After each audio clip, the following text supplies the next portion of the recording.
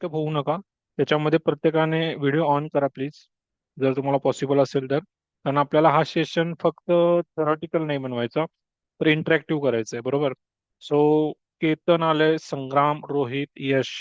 जर तुम्हाला पॉसिबल असेल तर प्लीज तुम्ही जर व्हिडिओ ऑन केले आणि थोडंसं जर कॉन्सन्ट्रेट केलं तर हा सेशन आपल्याला खूप चांगल्या पद्धतीने, तुमचा जो रविवारचा 1 तास आहे तो फार चांगल्या पद्धतीने तुम्हाला हे करता येईल.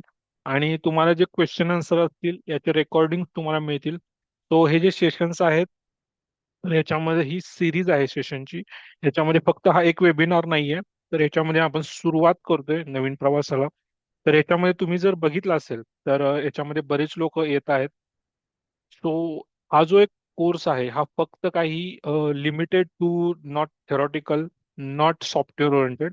It is a industrial course. So industrial मध्ये जे काही स्किल सेट लागणार आहेत तुम्हाला, म्हणजे जॉब मिळवण्यासाठी किंवा जॉब तुम्हाला ह्याच्यावरती 100% सिक्युरिटीने मिळू शकतो, तसे स्किल सेट आपण या कोर्स थ्रू डेव्हलप करणार आहोत.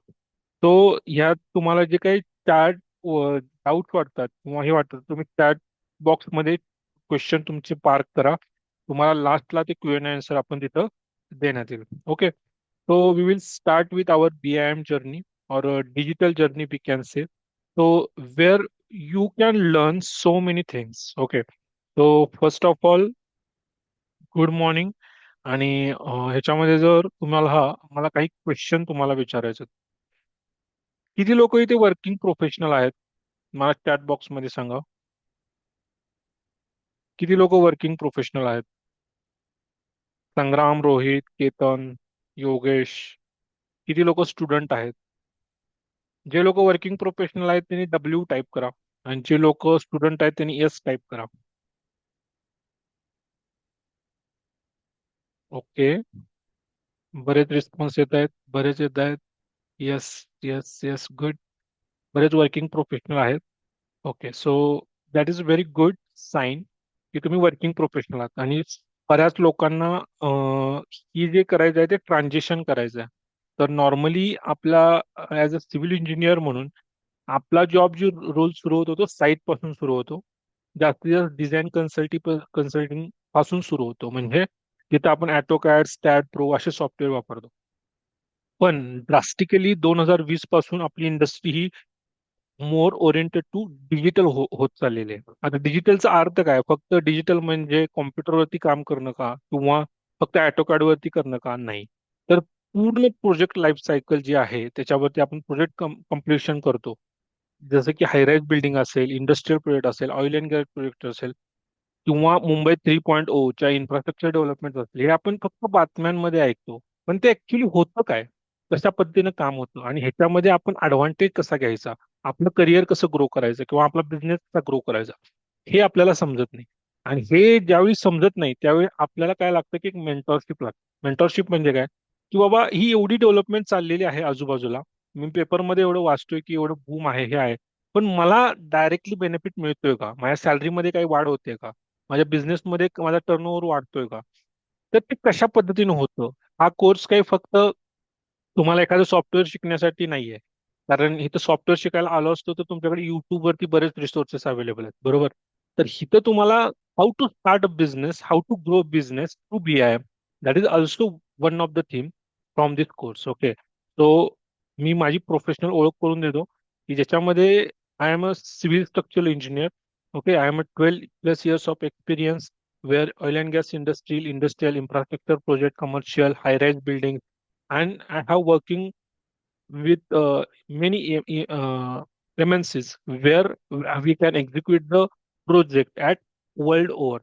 Okay, so we can put that particular thing with live experience, real-time experience, and then we can create that particular experience through course module. Course module मध्ये आम्ही काय केलेला आहे, हा एक्सपिरियन्स काय केलेला आहे, समाविष्ट केलेला आहे.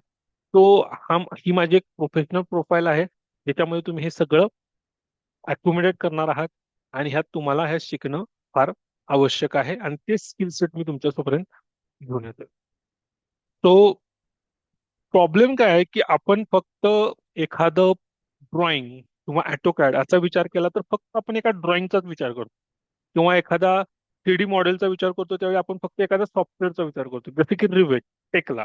त्याच्या पुढे त्याच्या फीचर्स काय आहेत, त्याचे साईट इम्प्लिमेशन काय आहेत, त्याची मार्केटमधलं इव्हॅल्युएशन कसं होतं, हे बऱ्याच लोकांना समजत नाही.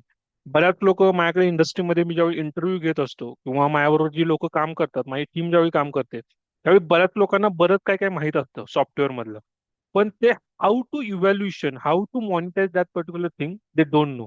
किंवा त्याच्याबरोबर सॅलरी कशी वाढणार आहे, त्याच्यामुळे त्यांचं मॉनिटाईज स्किल कसं होणार आहे, त्यांना ते बऱ्याच गोष्टी माहीत नसतात. तो त्यावेळी BIM सारखा रोल ज्यावेळी मी त्यांना एक्सप्लेन करतो की तुम्ही फक्त ड्रॉइंगचा विचार नका करू, की त्या ड्रॉइंग बरोबर ते तर कोणतं इम्प्लिमेंट होणार आहे साईटवरती, त्याच्यावरती ते साईटवरती होताना त्याच्यामध्ये बिल्डिंग किंवा फाउंडेशन किंवा तुमचा beam column interconnection, earthquake, seismic, wind design, हे सर्व गोष्टी तुम्हाला त्याचा अभ्यास करता आला पाहिजे.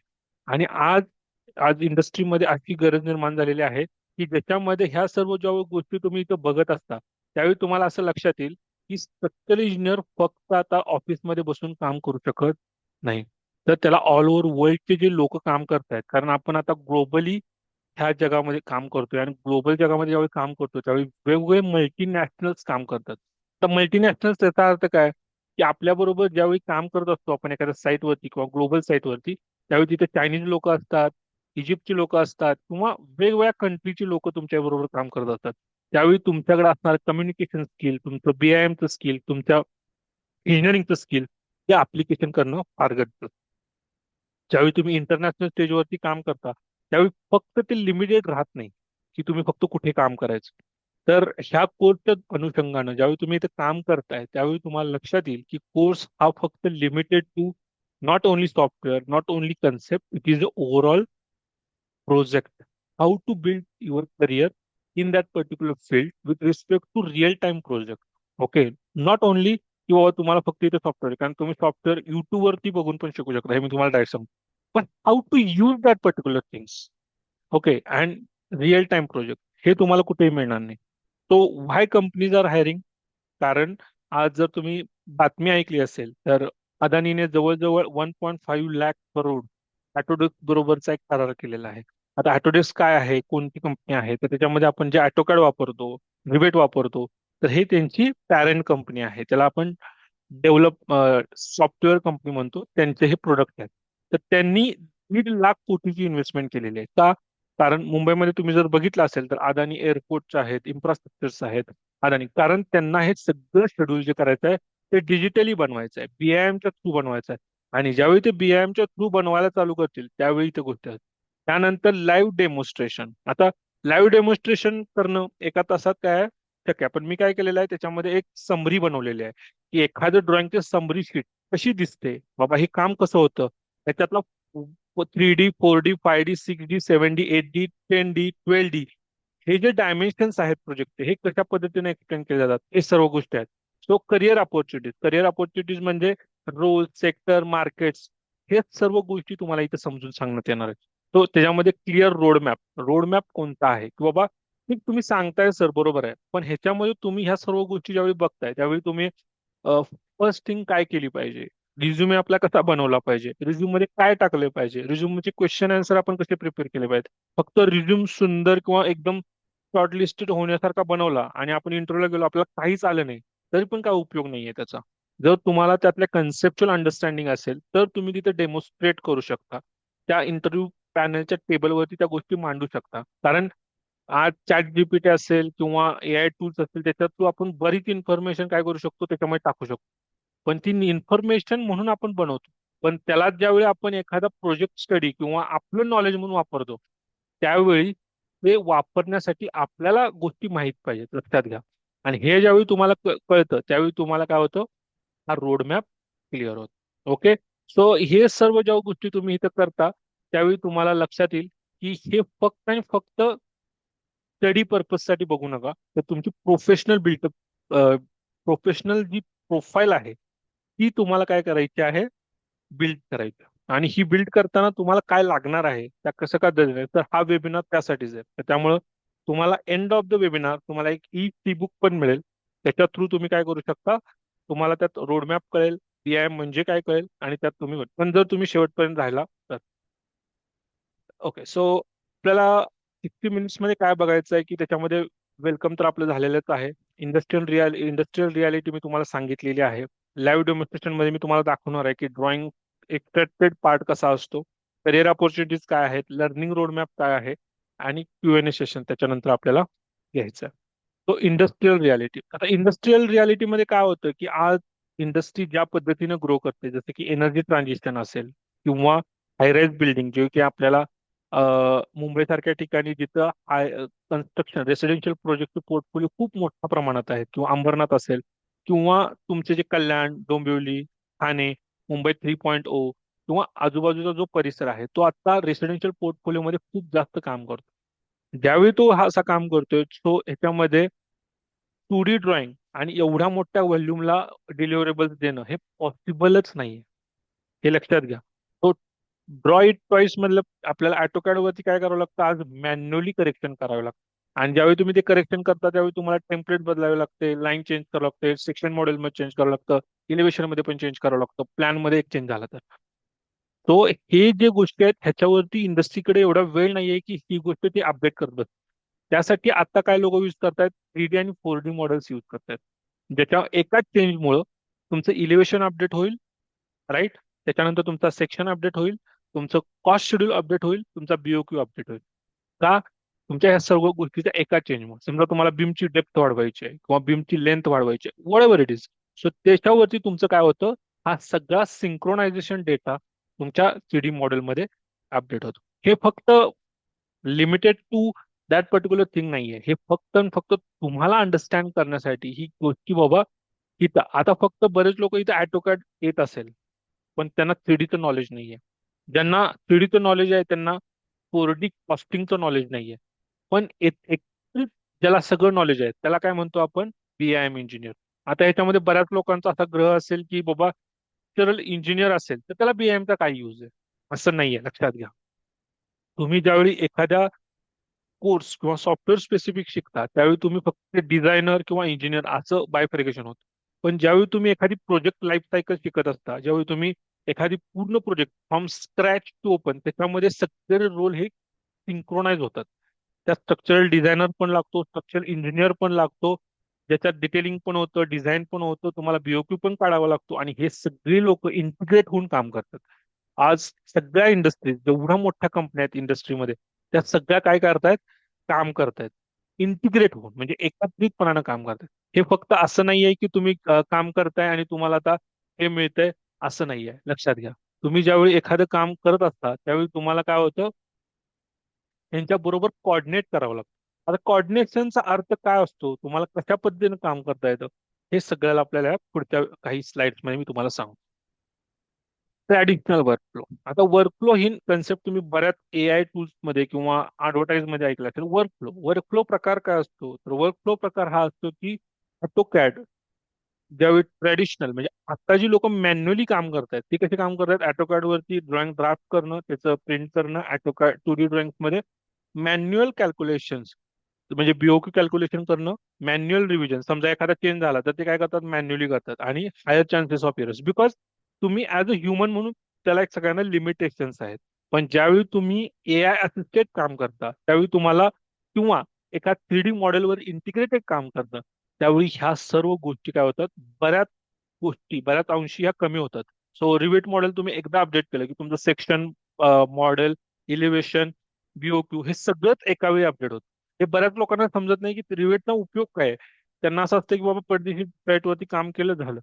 आता असं चालत नाही. आता महाराष्ट्र गव्हर्नमेंटने एक नवीन GR काढलेला आहे की पुढच्या 1 वर्षामध्ये ऑल गव्हर्नमेंट प्रोजेक्ट हे BIM एनेबल्ड असणार आहेत. BIM एनेबल्ड म्हणजे काय, BIM ओरिएंटेड, म्हणजे जे काही कॉन्ट्रॅक्टर असतील त्यांना हे टूल वापरणं बंधनकारक असणार आहे, बंधनकारक. तो तो जो प्रकार आहे तर तो फास्ट करण्यासाठी गव्हर्नमेंटनं पण आता इनिशिएटिव्ह घेतलेला आहे, सेंट्रल गव्हर्नमेंट आणि महाराष्ट्र गव्हर्नमेंट. सो हे सर्व गोष्टी आहेत. त्यानंतर मग तुम्हाला शेड्यूल्स असतील, क्वांटिटी टेकऑफ असेल, कोऑर्डिनेशन आणि क्रॅश डिटेक्शन असेल. हा एक इंडस्ट्री मधला सर्वात मोठा सेक्टर आहे. त्यांना नेविस्ट वर्क सारखं सॉफ्टवेअर येतं, ते बऱ्याच सर्व्हिसेस स्वतःच्या, ज्यांना स्वतःचा बिझनेस करायचा आहे ते प्रोव्हाइड करू शकतात. सो हे फार महत्वाचं आहे. त्यानंतर कन्स्ट्रक्शन डॉक्युमेंटेशन हा एक सर्वात मोठा, कारण data is a new oil, बरोबर. डेटा इज न्यू ऑइल म्हणजे काय, की ज्यावेळी तुमचा एखादा डेटा तुम्ही एखाद्या गोष्टीवरती क्रिएट करता, त्यावेळी त्या डेटाची व्हॅल्यू ही करोडोमध्ये असते.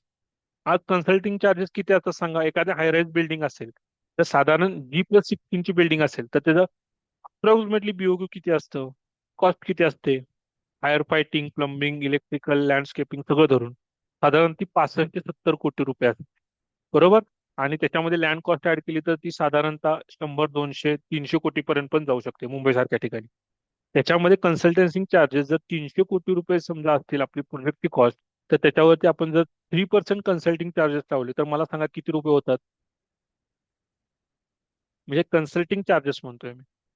कन्सल्टिंग चार्जेस ज्याच्यामध्ये आपण फक्त ड्रॉइंग सेट, स्ट्रक्चरल ड्रॉइंग किंवा बीओके कॅल्क्युलेशन देणार आहे. तर ते साधारणतः जर तुम्ही कॅल्क्युलेशन केलं तर ते साधारण कोटीच्या घरात तुम्ही एका प्रोजेक्टला कन्सल्टिंग करू शकता. मग इतकं राहू दे, पण ऍटलीस्ट आपण हजारो रुपये पॅसिव्ह इन्कम म्हणून पण ह्या गोष्टीला आपण जनरेट करू शकतो, जी भविष्यातली पुढची गरज आहे, जी आपण फ्रीलान्सिंग म्हणून काम करू शकतो जॉब करत असताना, किंवा तुम्ही सेकंड इन्कम म्हणून पण त्याच्याकडे बघू शकता, किंवा स्वतःचा जो मेन स्ट्रीम बिझनेस म्हणून पण ह्याच्याकडे तुम्ही बघू शकता. ओके. तो हे जे काही प्रकार आहेत हे इंडस्ट्रीमध्ये खूप महत्वाचे आहेत, लक्षात घ्या. आणि ज्या लोकांना हे सगळं समजतं, हे सगळ्या गोष्टी तुम्ही मॉनिटाईज करत नाही, त्या स्किलला तुम्ही समजून घेत नाही, त्यावर काही उपयोग नाहीये. तो beam is not 3D, beam is information. की बऱ्याच लोकांचा असा ग्रह आहे की एक रिवेट सॉफ्टवेअर शिकलं किंवा टेक्ला सॉफ्टवेअर शिकलं की बीआयएम आलं. असं नाहीये. लक्षात घ्या. आज आपली जी एज्युकेशन इंडस्ट्री आहे, ट्रेनिंग इंडस्ट्री आहे, ही फक्त काय आहे, एका लिमिटेड डेव्हलपमेंट पर्यंत काम करते. कारण त्यांच्याकडे एक्सपर्ट ट्रेनर्स नाहीयेत. का? कारण जर तुमच्याकडे एक्सपर्ट ट्रेनर्स नसतील तर ते तुम्ही पुढे शिकू शकत नाही. आज आपली इंडस्ट्री 12D पर्यंत काम करते आणि आज आपण 3D पर्यंत शिकण्याचा प्रयत्न करतो. पण त्याच्या पुढे 4D, 5D, 6D, 7D, 8D, 9D, 10D, 11D, 12D इथपर्यंत जग पोहोचलेलं आहे. जसं आपलं इंटरनेटचा स्पीड वाढत गेला, की जसं नॉर्मल इंटरनेट, त्याच्यानंतर आपण जे पद्धतीने बघितलं असेल तर दुसरा जो प्रकार आहे तो 4G घेतला, 5G घेतला, आणि त्याच्यानंतर आपण आता पुढच्या सेक्टरमध्ये चालू आहे, ज्याच्यामुळे इंटरनेटचं स्पीड आणि ड्रास्टिकली आपण काय झालेलो आहोत, चेंज झालेलो. तसंच आपल्या इंडस्ट्रीमध्ये पण हा एक रिव्होल्युशन आहे, लक्षात घ्या. मी परवा ऑटोकॅडचे कॉन्फरन्स हे करत अटेंड केले होते, तर त्याच्यामध्ये आज जे ऑटोडेस्कनं डेव्हलप केलेलं आहे हे खूप सरप्राइझिंग आहे. जर तुम्ही 2027चं रिवेट मॉडेल जर बघितलं असेल तर त्याच्यामध्ये तुम्हाला आज जर मॉडेल जनरेट करायचं असेल तर ते प्रॉम्प्ट बेसिसवर डेव्हलप करतात. त्यांना आता ऑटोकॅड ड्रॉइंगची गरज नाही आहे, त्यांना कोणत्याही मॉडेल क्रिएशनची गरज नाही, त्यांना डायरेक्टली प्रॉम्प्ट दिला तर ते मॉडेल डेव्हलप करत आहेत. सो हे फार महत्वाचं आहे की तुम्ही आता रेंडरिंग, मेशिंग हा जो प्रकार आपण मॅन्युअली करत होतो, आज एआय साधारण विदिन अ 5 मिनिट ते करत आहे. म्हणजे जे तुम्ही स्किल वर्षानुवर्ष शिकत आलेला आहात, ते स्किल तुमचं आता काय झालेलं आहे, कमी होऊन एआय ला ट्रान्सफर झाले. बऱ्याच लोकांना हे समजत नाहीये की आपण आता ह्याला जर अपग्रेड केलं नाही तर आपल्याला इथं सस्टेन करणं फार अवघड आहे. आणि जी लोक आज डिझायनर लोक आहेत किंवा स्ट्रक्चरल इंजिनियर्स आहेत, हे जर स्वतःला अपग्रेड करू शकत नसतील तर मग तुमचे जॉब कदाचित एआय रिप्लेस करू शकेल. हा, पण जर तुम्ही एआय एनेबल्ड जॉब शिकला तर मात्र तुमची ग्रोथ ही जी पूर्वीच्या 10 वर्षामध्ये होती त्याच्याही दुप्पट वेगाने होऊ शकते. आता ती कशी ते तुम्हाला पुढच्या काही साईड. आता याच्यामध्ये स्पीड, क्युरेसी, कोऑर्डिनेशन आणि कॉस्ट कंट्रोल हे सगळ्यात महत्वाची कॉन्सेप्ट आहे ज्या कंपनीज आज बघत आहेत. आता कंपनीज काय करत आहेत, कंपन्यांना फक्त काय पाहिजे की नुसतं एक एम्प्लॉई नको आहे. आणि त्यांना माहिती आहे की त्यांना एक एम्प्लॉई आपल्या भारतामध्ये खूप सारे आहेत, खूप सारी मॅन पॉवर आपल्याकडे मिळू शकते. पण स्किलफुल मॅन पॉवर खूप कमी झालेली आहे. त्याच्यामध्ये बरीच कारणं पण आहेत, की कॉलेजची एज्युकेशन क्वालिटी असेल किंवा आपल्याकडे डिजिटलचं अवेअरनेस असेल, हे सर्व काय आहे, खूप कमतरता आहे. तेवढ्या लॅब आपल्या इन्हान्स नाही आहेत कॉलेजमध्ये, किंवा आपल्याकडे जो मिळणारा जो सपोर्ट आहे तो तेवढा लेवलला आता पोहोचत नाही, तो आता पोहोचायला सुरुवात झालेली आहे. सो ज्यावेळी स्किल्ड मॅन पॉवर ज्यावेळी तयार होते त्यावेळी तुम्ही त्यामुळे इंडस्ट्रीमध्ये जॉब आहेत का, तर खूप सारे आहेत. पण त्यांना फुलफिल करणारी मॅन पॉवर आहे का, तर नाहीये. तर ती कोण फुलफिल करू शकतं, तर ह्या कोर्सच्या माध्यमातून किंवा ह्या ह्याच्यातून मॉड्यूल मधून आपण ते शिकू शकतो. आता बीआयएम इज नॉट लॉंगर ऑप्शनल. मी तुम्हाला सांगितलंच की ऑप्शनल नाहीये. त्याच्यामध्ये तुम्हाला बीआयएम हे वापरणं हे टेंडर मध्ये आता कंडिशन बनते. टेंडर मध्ये तुम्हाला बीआयएम वापरता आलं पाहिजे. हे ज्याच्याकडे स्किल सेट असेल, तर हे कसं आता याच्यामध्ये बीआयएम म्हणजे मग रिवेट शिकलं म्हणजे झालं, बीआयएम आलं. काही लोक ते रिवेट शिकतात आणि बीआयएम शिकतात. त्यांना मी काही विचारलं की बाबा ISO 19560चं तू फ्रेमवर्क सांग, तर त्यांना सांगता येत नाही, कारण ते फक्त काय केलेलं असतं, बीआयएम कुठेतरी शब्द असलेलो फॅन्सी शब्द वाटतो, म्हणून ते काय करतात रिझ्युमे मध्ये होऊन देतात आणि मग खूप जास्त प्रॉब्लेमॅटिक होत. तो ह्याच्यामध्ये आता जो लाईव्ह डेमॉन्स्ट्रेशनचा जो प्रकार आहे की ज्याच्यामध्ये आपण आता ज्या गोष्टी करतोय की विदिन अ मिनिट, की बाबा त्याच्यामध्ये आपण जर क्लाउडे असेल किंवा चॅट जीपीटी असेल, तर आता काय करतो की त्यांना आपण जर प्रॉम्प्ट दिला तर ते काय करतात, 2D प्लॅन्स बनवतात. पण ते कसे असतात, इन जनरल रिक्वायरमेंटचे असतात. प्रोजेक्ट स्पेसिफिक जर तुम्हाला बनवायचे असतील, तुमच्या क्लायंटच्या रिक्वायरमेंट नुसार बनवायचे असतील, तर तुम्हाला काही रिवेट यांचे एपीआयज किंवा कनेक्टर वापरावे लागतील, जे तुम्हाला एआय टूल बरोबर वापरायचे असतात. आता हे बऱ्याच लोकांना माहित नाही की एपीआय म्हणजे काय, कनेक्टर्स म्हणजे काय, इंटिग्रेशन कसं करायचं, एपीआय कीज म्हणजे काय, हे सर्व गोष्टी आपल्याला. आता मी तर काय लिहिलं, ॲटोकॅट टू रिवेट. तर हे जे बनवण्यासाठी साधारणतः मी तर टाइम लिहिलेला आहे 5 मिनिट. तर खरंच हे 5 मिनिटात होतं का, तर होतं, पण त्यासाठी काय लागतं हे बघणं फार आवश्यक आहे. आता हे एका तासाच्या वेबिनार मध्ये मी तुम्हाला जर 5-5 मिनिटं फक्त जर दाखवत बसलो तर ते आपल्याला एक दिवस पुरणार नाही, कारण खूप साऱ्या गोष्टी तुम्हाला दाखवाव्या लागतात आणि एका वेबिनार मध्ये ते शक्य नाहीये. तो बिल्ड द बीआय मॉडेल, तर त्याच्यामध्ये 8 मिनिटं. बीआय मॉडेल म्हणजे काय, त्याच्यामध्ये परत सगळं आलं, तुमचं बीओक्यू आलं, कॉस्ट आलं, 3D लुक आलं, सगळं आलं. त्यानंतर आलं डॉक्युमेंटेशन. आता डॉक्युमेंटेशन मध्ये तुम्हाला एखाद्या साईटवरती एक्झिक्यूट करायचं आहे, तर ते डॉक्युमेंट मध्ये काय होणार आहे, तर प्लॅन, इलिव्हेशन, सेक्शन्स, त्या सगळ्या मॉडेलमधून एक्स्ट्रॅक्ट होऊन ती इन्फॉर्मेशन बनत जाईल. आणि त्यानंतर मग तुम्हाला एक कॅल्क्युलेट करायचं आहे quantity take off. Quantity take off म्हणजे काय, की ज्याच्यामध्ये तुम्हाला काय करायचं आहे, इस्टिमेशन करायचं, ज्याच्यामध्ये तुम्हाला रेट काढायचे आहेत, क्वांटिटी कॅल्क्युलेट करायची आहे. नंतर मग स्ट्रक्चरची फिजिबिलिटी चेक करून मग डिटेल इंजिनिअरिंग कडे जायचं आहे. डिटेल इंजिनिअरिंग मध्ये मग स्ट्रक्चर वर्क फ्लो तयार होईल आणि स्ट्रक्चर वर्क फ्लो मध्ये ह्या सर्व गोष्टी तुम्ही इथं काउंटर करू शकता. आता ॲटोकॅड टू रिव्हिट मध्ये काय करू शकतो आपण, तर link and import AutoCAD floor plan, okay, into Revit, create levels, grids, आणि त्याच्यामध्ये हे सगळं तयार करून 3D मॉडेल आपण डेव्हलप करतो. पण आता हे सगळं मी काय केलं, मॅन्युअली लिहिलंय. मी जर हा प्रॉम्प्ट दिला रिव्हिट मध्ये आणि तर ते ऑटोमॅटिक सेट झालं, तर ते ऑटोमॅटिक काय करेल, 3D मॉडेल करेल. पण त्यासाठी तुम्हाला काही टूल्स आवश्यकता आहेत. तर ते टूल्स कुठले आहेत, ऑटोकॅड, सॉरी, रिवेटचं 2027चं जे आहे, तर ते प्रॉम्प्ट बेस त्यांनी एक तयार केलं, त्याला एपीआय इंटिग्रेशन्स पण आहेत. तो हे आपल्याला कशा पद्धतीने काम करतो, कुठे काम करतो, हे कळण्यासाठी हे गोष्टी फार महत्वाच्या आहेत. तो साईट इज मॉडेल्ड म्हणजे फक्त आता आपण घर किंवा एखादी residential building, commercial building, industrial building नाही, तर त्याची पूर्ण टोपोग्राफी आपण मॉडेल करू शकतो. आणि टोपो सरफेस, सब रिजन, त्याचे कंटूर्स, वॉटर लेवल कसे असणार आहेत, वॉटर कसं असणार, हे सगळं लागणार आहे. आणि हे सगळं कंबाईनली आपल्याला एखादा प्रोजेक्ट लाईफ सायकल देतं. त्याला आपण काय म्हणतो, बिल्डिंग इन्फॉर्मेशन मॉडेल. फक्त बिल्डिंग उभा केली म्हणजे सगळं झालं का, नाही, हे सगळं लागेल. रोड लागतील, तुमचं ट्री प्लांटेशन लागेल, कोणत्या टाईपचं प्लांटेशन लागेल, बरं इंटेरियरचा खर्च किती येणार आहे, लँडस्केपिंग किती होणार आहे, हे सर्व सर्व तुम्हाला ह्याच्यामध्ये. सो बिल्डिंग द मॉडेल, तर ह्याच्यामध्ये आता बघा, हे 3D रेंडर व्ह्यू आहे, तर शेडेड ड्रॉइंग आहे, तर त्याच्यामध्ये विंडोज ओपन केलेले आहेत, त्याच्या आतले व्ह्यूज आपल्याला दिसत आहेत. नाईट व्ह्यू असेल, डे लाईट व्ह्यू असेल, तर ही गरज आज निर्माण झालेली आहे. कारण आज जी इन्व्हेस्टर्स आहेत होम रेसिडेन्शियल मध्ये पर्टिक्युलरली, ते आज बंगलोकडे वळलेले आहेत. कारण रिअल इस्टेटचा जो पार्ट आहे तो तो त्याच्यामध्ये काय होतं, ग्रो होतं. So you should be capable of doing all the things with respect to your AI assistant, not individual. Okay. So हे एक तुम्हाला इथं करणं शक्य आहे. तो ऑटोमॅटिक डॉक्युमेंटेशन. आता मी जर एक मॉडेल तयार केलं, तर मी त्याला सांगितलं की मला प्लॅन दे, दोन्ही प्लॅन दे, सेक्शन इलिव्हेशन दे, बीओक्यू दे, जनरल नोट्स दे. तर ते काय करतं, रिवेट पूर्ण टेम्पलेट तयार करून तुम्हाला बनवून देतो. So this is the rivet, काय म्हणतो त्याला, कॅपॅसिटी आहे. मग त्याला जर आपण एआय जोडलं, तर ते आधीच रिवेट तुम्हाला एवढं फास्टर इनपुट आउटपुट देत होतं. एआय मुळे तर ते इन मिनिट्स मध्ये तुम्हाला इनपुट देत आहे. तर तुम्हाला हे सगळं समजणं, व्हॅलिडेट करणं गरजेचं आहे. आता तुम्हाला असं वाटेल की हे तर सगळंच करू शकतील, बरोबर, मग आमचं काय काम आहे. तुमचं असं काम आहे की तुम्ही ज्यावेळी हे सगळं करता, त्यावेळी तुम्हाला असं लक्षात येतं की तुम्हाला ही गोष्ट व्हॅलिडेट करणारा कोणीच माणूस नाहीये. आता समजा एआय ने तुम्हाला एखादा आउटपुट दिला, तर तो बरोबर आहे का चुकीचा आहे हे सांगणारी किती लोक आहेत सांगा.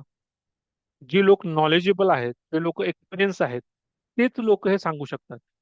अदरवाईज ह्यांना जर त्यात काही मिस्टेक्स असतील तर ते मिस्टेक ते करू शकत नाहीत, करेक्ट करू शकत नाहीत. सो हे करण्यासाठी तुम्हाला स्वतः शिकावं लागेल. मॅन्युअली आणि एआय टूलचा जो डिफरन्स आहे हा तुम्ही स्वतः आधी अभ्यास केला पाहिजे. तरच तुम्हाला ते बरोबर आहे का चूक आहे कळणार आहे. आणि त्यावेळी तुमची डिमांड ही आत्तापेक्षा 10x जास्त असेल, 10 टाइम्स जास्त असेल. हे समजणं फार गरजेचं आहे. सिलिंग प्लॅन्स ह्याच्यामध्ये बघा, तर हे जे डेव्हलप केलेलं आहे हे कुणी केलेलं आहे? रिवेट न बघा, इतकं प्रॉपरली केलं आहे. ग्रीड लाईन तुमचे हे मेन्शन आहे, सगळं केलेलं आहे बघा. Four elevation, east west south. हे मी स्मॉल प्रोजेक्ट यासाठी घेतलेला आहे कारण आपल्याला एवढ्या छोट्या स्क्रीनवरती ते दाखवणं सोपं पडतं, म्हणून मी हा छोटा प्रोजेक्ट घेतलेला आहे. त्याच्यामध्ये इंडस्ट्रियल प्रोजेक्ट आहे, इन्फ्रास्ट्रक्चर प्रोजेक्ट्स आहेत, रेसिडेन्शियल हाय राईज बिल्डिंग्स आहेत. हे सगळ्या गोष्टी आपण इथं बघू शकतो. इथं बघा सेक्शन ड्रॉइंग्स आणि हे. तर schedules are billing tool, not a drawing note. म्हणजे शेड्यूल्स मध्ये काय फक्त क्वांटिटी नाही की विंडोज किती, डोअर्स किती, तुमचे लोअर फ्रेम्स किती, हे नाहीये. तर तुमच्या ज्या क्वांटिटी आहे ते बीओक्यू ला कनेक्ट आहेत. समजा तुम्ही आज स्पेसिफिकेशन बदललं तर ऑटोमॅटिक तिथे कॉस्ट बदलणार आहे आणि तुमच्या प्रोजेक्टची कॉस्ट तुमच्या प्रोजेक्ट मॅनेजरला समजणार आहे की हे चेंज झालेलं आहे, कॉस्ट बदलत आहे. तो हा इतकं मोठं इंटिग्रेशन प्रोजेक्टचं, हे एक रेसिडेन्शियलला ते खूप छोटं वाटतं कारण रेसिडेन्शियल प्रोजेक्ट हा खूप छोट्या पद्धतीने असतो की तो एक 15, 20, 25, 50 लाखापर्यंत. पण ज्यावेळी ते प्रोजेक्ट हायराईज बिल्डिंग असेल किंवा असेल, हे हजारो कोटीचे प्रोजेक्ट असतात. तर त्याच्यामध्ये जो एक चेंज आहे तो पकडणं किंवा तो करणं हे फार फार आवश्यक असतं. सो हे नुसतं एक टूल नाहीये किंवा हा नुसता एक ट्रेंड नाहीये. तर ह्याचा इम्पॉर्टन्स खूप मोठा आहे.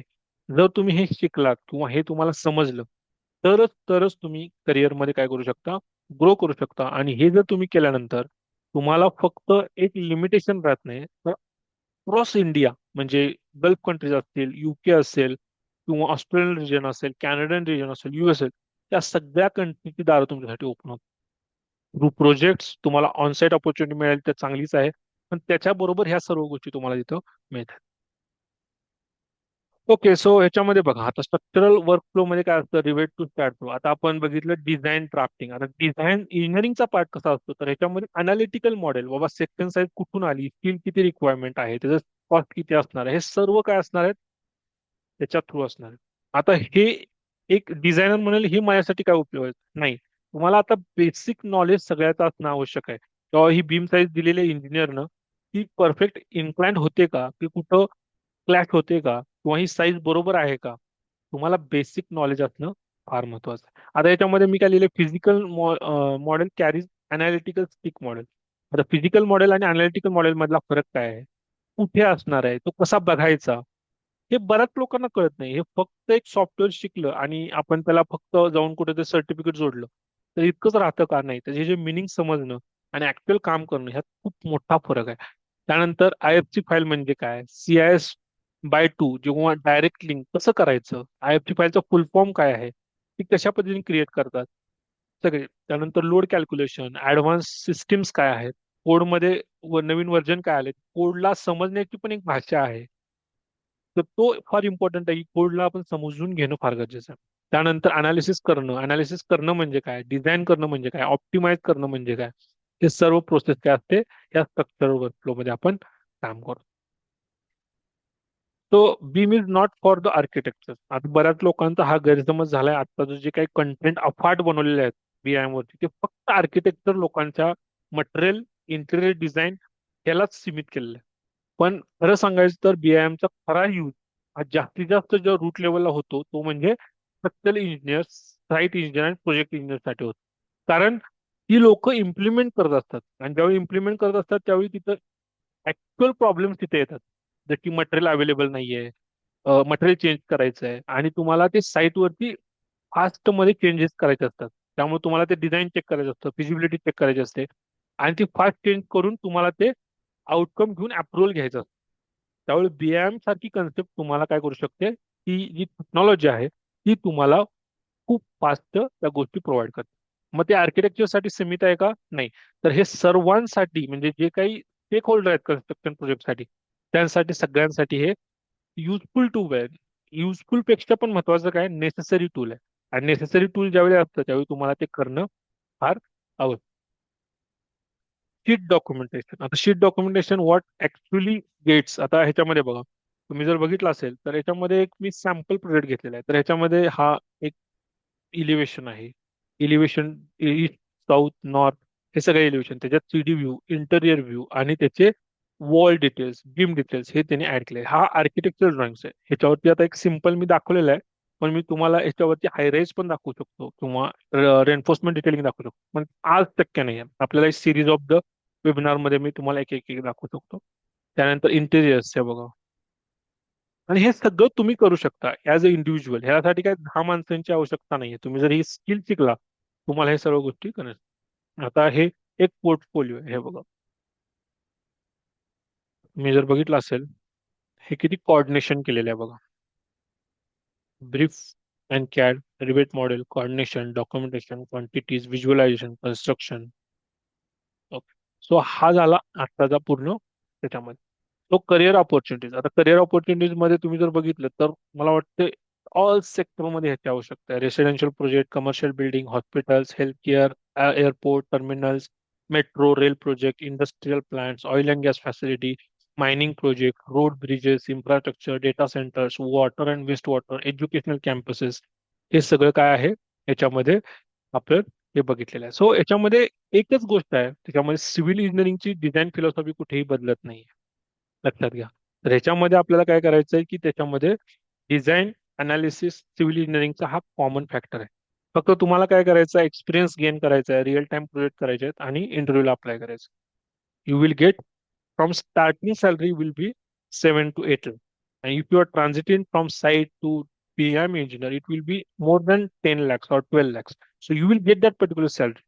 सो मला माहिती आहे साईटची कंडिशन अशी आहे की आपण 10 ते 15 हजार वरती काम करतो, पण ह्याला जर आपण चांगल्या पद्धतीने ग्रो केलं, त्या नॉलेजला आपण एक चांगलं ट्रान्सफॉर्मिंग केलं आणि जर ते आपण ट्रान्सफॉर्म प्रॉपर वेने केलं, तर that will be the game changer for you and your career. Okay. So मी एक रोल इथं सांगतो. BIM modeller, Revit engineer, actual BIM engineer, BIM coordination, BIM engineer, lead engineer, BIM manager and digital construction engineer. So that is the your role. And just select your role, target it, get it.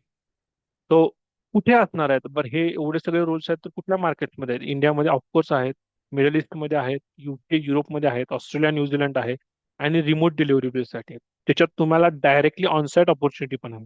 ते कसं काय हे मी तुम्हाला 1 तासामध्ये नाही सांगू शकत. त्यासाठी तुम्हाला काय करावं लागेल, डिटेल डिस्कशन घ्यावं लागेल. तो स्किल्स काय रिक्वायर्ड आहेत, आता मॉडेलिंगसाठी लागेल Revit, architecture, structure, level grid, family creation असेल, कोऑर्डिनेशन असेल, फ्रॅगमेंटेड म्हणजे FMM ज्याला आपण म्हणतो, बीएम कोलॅबोरेशन, ISO फ्रेमवर्क म्हणजे ज्याला आपण IS कोड जे आपल्याला नॉलेज लागतं त्याला आपल्याला बीएम साठी ISO 19650 awareness, measurement sheets, quantity take off, schedules, BOQ, billing, excel data handling, analysis, STAAD Pro, ETABS, IS code, detailing, BBS, हे सर्व इम्पॉर्टंट आहे. लक्षात घ्या. आज आपल्या ज्याकडे रूल्स आहेत, बिलिंग इंजिनियर वेगळा, साईट इंजिनियर वेगळा, स्ट्रक्चर इंजिनियर वेगळा, क्वांटिटी सर्वेअर वेगळा. आज हे एका माणसाकडे ही कॅपॅसिटी असणं गरजेचं आहे. ऍटलिस्ट तुम्हाला बेसिक नॉलेज आणि तुम्हाला ते इंटिग्रेट करणं माहीत असलं पाहिजे. Otherwise you are outdated. So हे फार महत्वाचं आहे. आज जे माझ्याकडे स्टुडंट येतात ते मी तुम्हाला खरं नाही वाटणार, तर माझ्याकडे 25 ते 30 वर्ष इंजिनियर ज्यांनी पूर्ण त्यांची लाईफ टाईम एक्सपिरियन्स त्यात घातलेला आहे, ती लोक माझ्याकडे आज AI पॉवर्ड कोर्सेस घ्यायला येतात.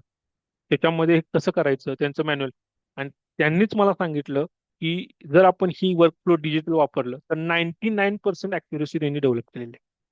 99%, जे त्यांना आधी 85-90% त्यांना ऍक्च्युअली अचीव्ह होत होते.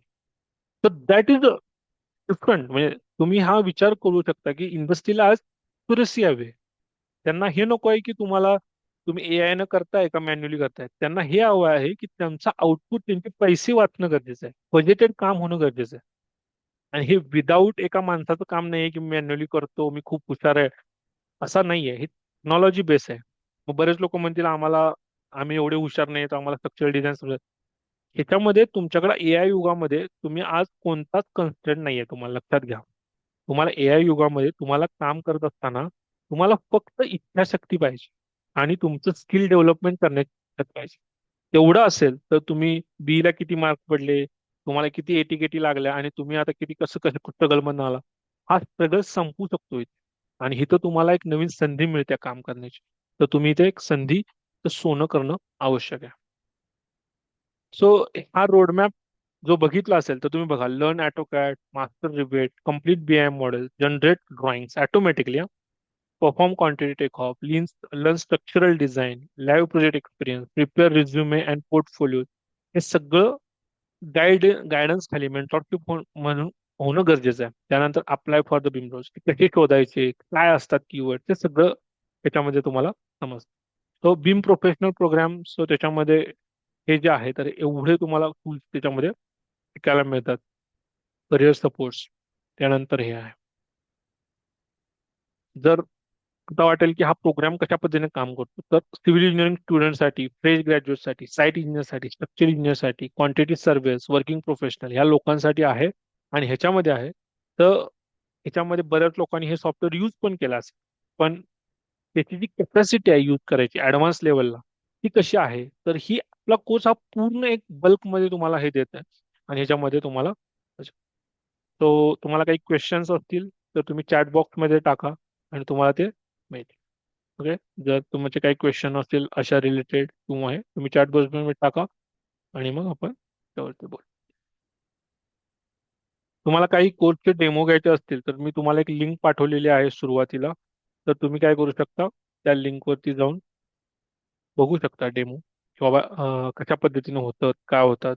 तर तुम्ही तिथं तुम्हाला व्हिडिओज पण बघायला मिळतील.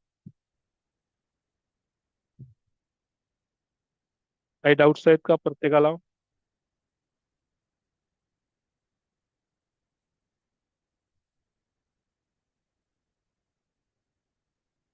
कोणालाच डाऊट नाही काय? सगळं समजलं सगळ्यांना?